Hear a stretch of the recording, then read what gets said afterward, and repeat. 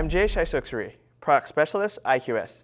Today we're going to talk about how to create user permissions in ToolsTalk 2.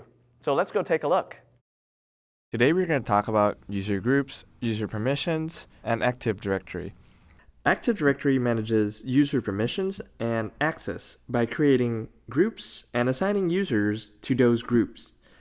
This is where Active Directory defines what applications, devices, and resources a user has access to inside a company network. So the IT department manages Active Directory. First, you have to make sure Active Directory is implemented on your server, and one interesting thing is to have custom sections ready. So for example here, my custom sections is assembly line 1 and line 2, and I have a set of controllers in that specific custom sections.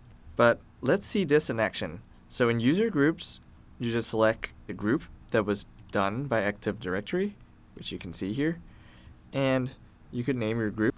So that depends on your AD group here. You could name the group. So in this case, I'm going to name Technicians Assembly Line 1. And I'm going to give permissions for only Assembly Line 1. This is why we need custom sections. You could also even select specific controllers for the group to work on. And for global functions is working on two other tabs, which is System Administration is on this third tab here, and Library is on this tab here, which means, for example, for System Administration, this group can do controller software and data management.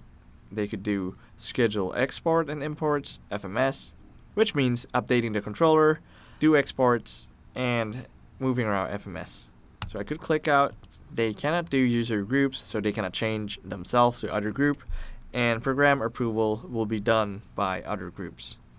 And for library here, they could do read, update, create, and distribute for all the templates in the library. I hope this video was helpful.